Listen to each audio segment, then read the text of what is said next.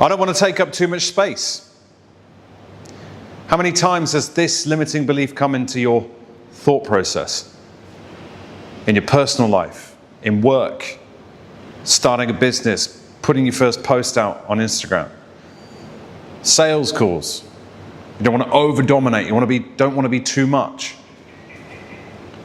I've suffered with this in my life quite a lot.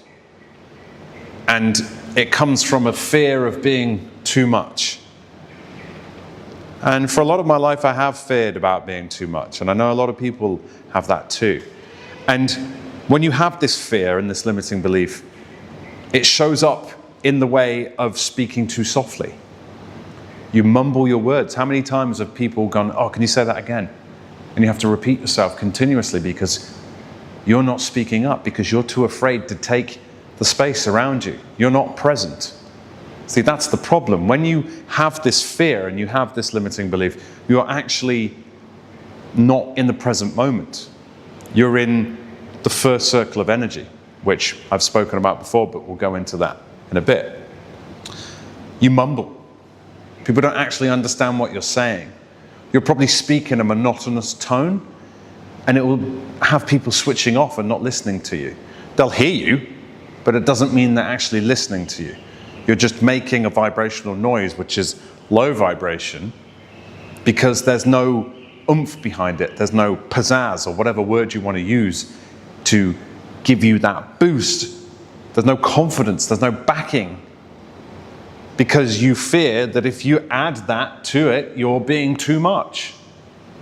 And someone will go, oh, can you tone it down? That's a bit too much. And I've had that.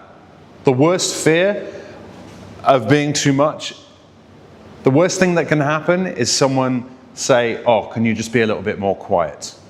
Now, I go to a brotherhood every Saturday morning, and we have to speak over the sound of loud waves. And not one time has a brother or a man stood in front of a big group of people been told to quieten it down. It's actually the opposite. You have to fill your space, become more present. Now, that doesn't mean you have to shout. That doesn't mean that you have to overdo it with the amount of volume that you use just so you can reach it, because then that would take you into the third circle of energy. And again, that's not present energy. So you've got this first circle and this third circle of energy. You want to be in the middle. You want to be in the second circle. So how many times have you withdrawn an opinion or not even spoken up? You've been thinking something. It's on the edge of your tongue. It's on the edge of your mind, and you really want to say it, but you don't, because you fear it's going to be stupid, or it's going to be silly, or it's going to not be listened to. Or you think it's going to be too much. It's going to spark too much of a conversation. You hold yourself back. And then it starts to fester here, this pain around your solar plexus and around the belly, because you're stuck behind this feeling. I've had this for a lot of my life. And you then become really over-apologetic. Your choice of words, you're always apologizing for them. Oh, I'm sorry if I said that wrong. Or I'm sorry, oh, did that sound all right? You apologize for your tone. Oh, that came out wrong. Or, oh, I'm sorry, I didn't mean it to sound like that. Well, what did you mean it to sound like? Because for you, second-guessing what you're about to say and not allowing the truth and the present version of yourself and the authentic version of yourself to come out, that's why it doesn't sound right. That's why the tone isn't right, because you're not saying it from a place of presence. So with all of this, you then avoid leadership. You avoid any opportunity to get up and speak in front of people, which means you don't promote your business. You don't speak to the people that you really want to speak to. You don't make new friends. And you don't go and speak to the woman of your dreams who's right there in front of you. You hold yourself back. And you get stuck behind that energy right about here. So I had this fear. I've had it most of my life. And my story behind this is because of school and my ADHD diagnosis at 7 years old. And I was taking Ritalin from the age of 7 till 16, which meant that my entire personality was suppressed by taking this drug. I couldn't be myself, I couldn't express myself fully. I didn't really know who I was in my formative years, from 7 to 16, where you're growing up, you're going from turning into a boy, from a baby to a boy, into a teenager, under the influence of drugs, amphetamine, Ritalin, terrible. You can't be present because you're wired. You're wired on these drugs. And then your voice is stifled. And there's a version of you that you really want to be, but you're not. These drugs stopped me from being able to be myself. The ADHD diagnosis also stopped me from being able to be myself because I was labeled by other people. Yes, I was told I was funny. Yes, I was the class clown. Yes, I was disruptive because I was making jokes or singing or being creative with voices and playing around. But I'm a kid. And I grew up in the 90s, so this is when, if anything that came up that disrupted a class, they needed to make their quota of different grades that they needed for the council in order to get more money off them. So it was all a business model for them, so they didn't care about the kids as much as they should do. I think this is the schooling system in general, but we'll go into that another time. So on International Book Day or Film Day, I can't remember which one it was, we were able to dress up in our favorite characters and go into school. And as you can see here, I was dressed as Captain Hook, as a pirate. What does piracy really mean? It means freedom, to sail the 7 seas, to pillage and plunder and be free, free of the captivity of society. My dream of being a pirate, getting to dress up as a pirate and go into school. And the day I was able to go into school dressed as a pirate, I was isolated. I was too much. I was told I was too much because of what had gone before, because I was loud, singing, speaking too loud, speaking about things that weren't to do with the lesson. Now I understand, it's school, but it was never acknowledged that this is a different way of learning, a different way of doing things. So I was told I was too much. And because of this, I had a recurring dream in my mind. I was this bird. It was like an imaginary friend kind of vibe. And this character in my dream was very expressive, super charismatic, really good at speaking, was able to start conversations, have amazing interactions with people in my dreams. And I'm sure you've done this as well, where you've gone into a situation where at the time it's all a bit too much, and then when you leave, you start to think about all the things you know you should have said. That character, that version of me that I had, of all the things I know that I should say, in the way that I know I need to say them, in the right tone, with the right intention, with the right action, they were the version of me that I knew I always was, underneath it all. But it was suppressed. And I think, one, to do with the drugs, the Ritalin, and two, because of the maturation of my brain. I was 7, 8, 9, 10 years old. I hadn't fully developed into an adult, therefore there are certain things that we learn as we go along in our life, and our cognitive maturation is growing with us along the way. So now that I'm older, I'm able to address these things and understand why and work with them. So another thing I'm going to add is that as a child, because of this lack of ability to express, when the drugs wore off at the weekends, I was more expressive and I was angry and I would swear, and my dad did not like me swearing, so he'd chase me with a bar of soap and put it in my mouth and wash my mouth out with soap. So this fear of being too much comes from a childhood in my situation, and there are probably psychological reasons why the fear of being too much comes up in your life, because you don't want to take up too much space, because you probably have at some point, or someone told you that you were too much. And now in a world where we need to be able to take our space and put ourselves out there, because if we don't put ourselves out there, we don't get paid, we don't meet someone, we don't have any interactions with anyone.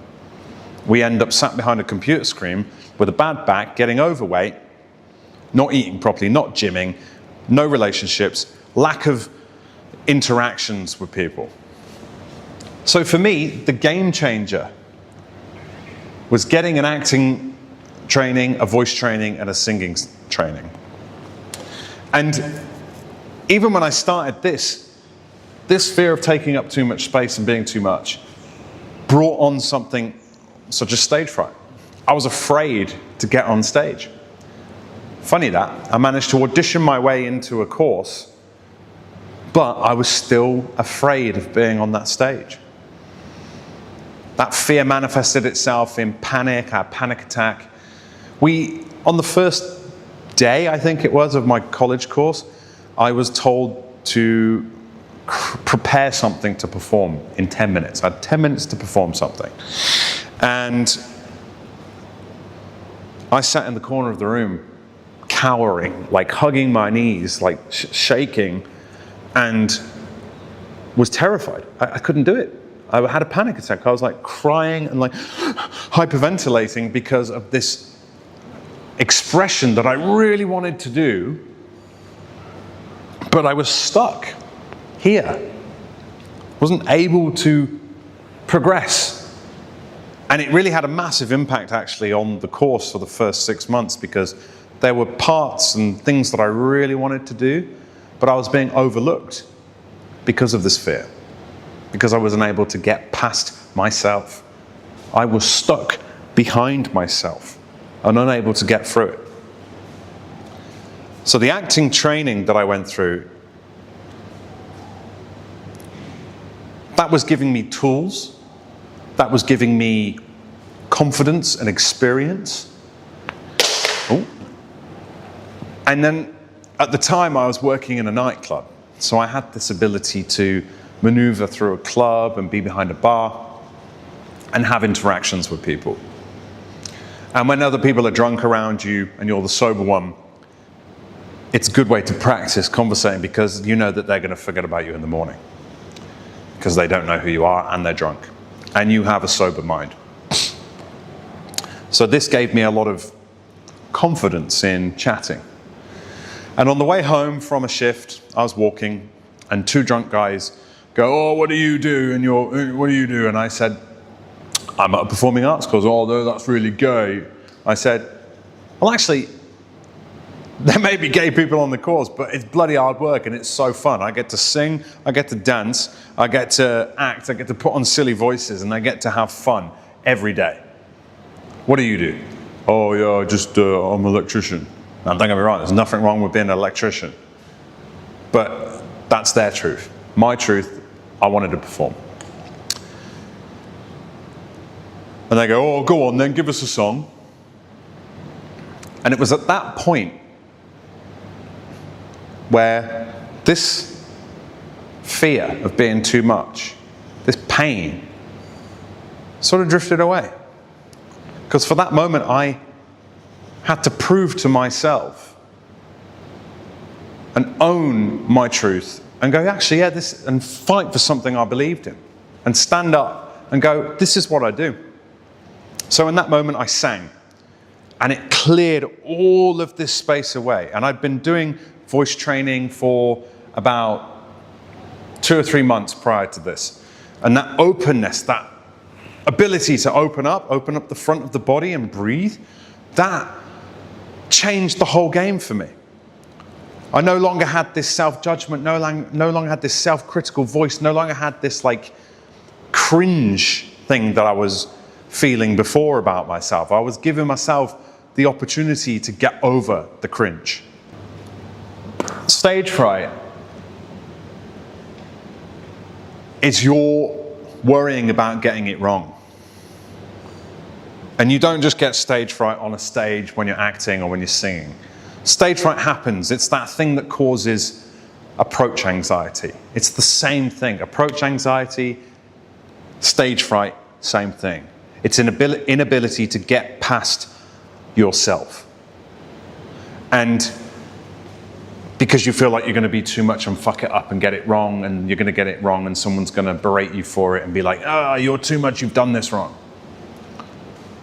So these fears,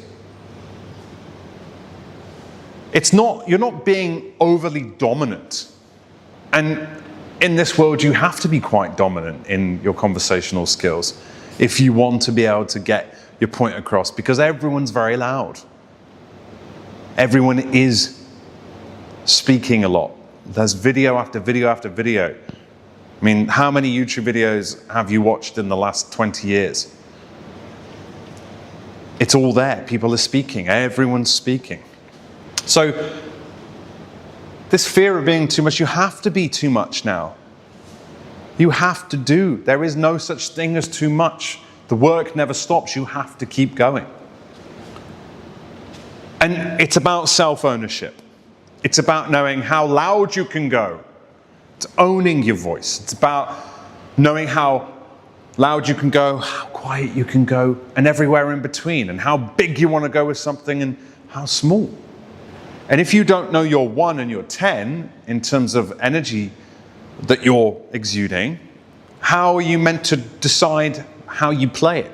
The more you self-own yourself, the more you know about yourself, the more you experience what the highest cringe thing is you can do and expose yourself to these things where you are too much and being rejected and being told that you're this, that, whatever, and you're too much, you're too loud.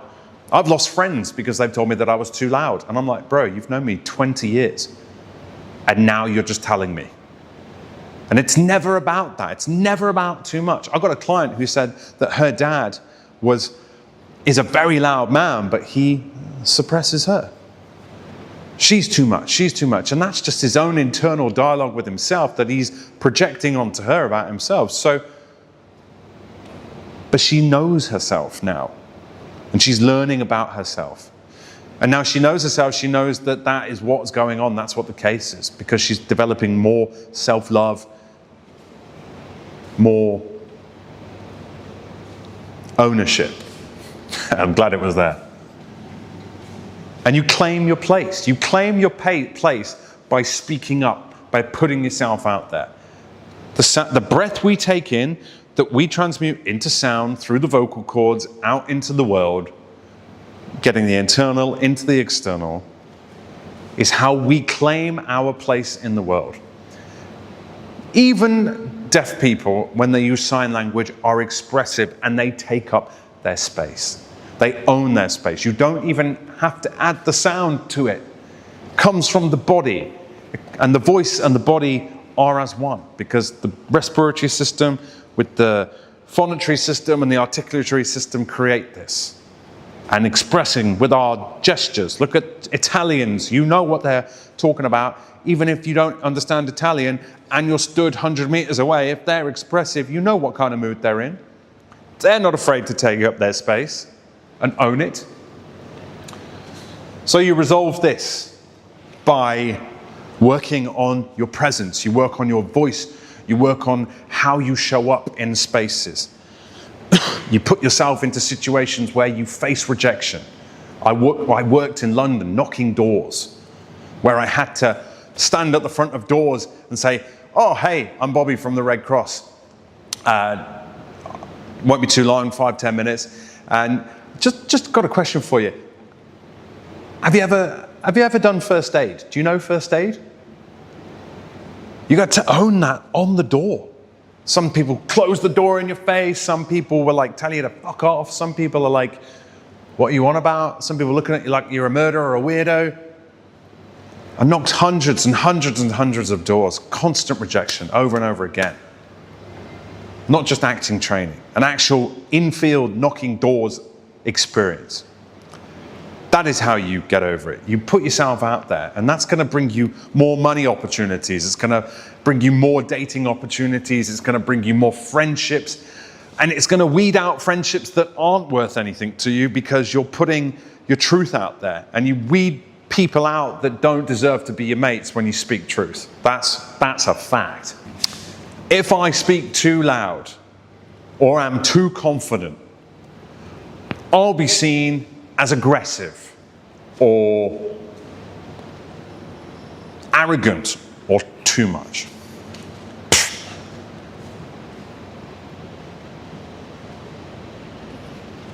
I feel like this would be something that affects us as Brits, Europeans. Tall poppy syndrome, if you've ever heard of that, is where the tallest poppy gets cut off first. We're not allowed to celebrate our wins. And at the Brotherhood every weekend, the question is asked, who feels like they are not able to celebrate their wins or don't celebrate their wins enough because we hold ourselves back, we haven't done enough. We'll be accused of this, that, whatever from the local people around us if we express that we've won. We're cut off. We're told that we're too much. Oh, who does he think he is driving a Lamborghini around? Oh, I bet he's got money. Oh, she only likes him for his money. These are all jealousies. These are all insecurities. These are all people's projections that we don't need to listen to. We need to stand in a place, own ourselves, own our voice, own our space, own our confidence, and speak your truth. Personally, I don't give a fuck about Lamborghinis. I don't like them. If someone wants to drive them, go for it. But that's not for me. And I don't like it when people try and bombard me saying, oh, you need to like these kind of things in order to Nah, I know what I want. I want a 4x4 Mercedes Sprinter so I can travel around the world in it. And I want an E-Type Jaguar from the 60s. And I want this. You know, these things are fine. I don't have to have the norm. I don't mind. And sometimes I want to take up too much space. I want to be too much. I want to put myself out there and be like, yeah, fuck yeah.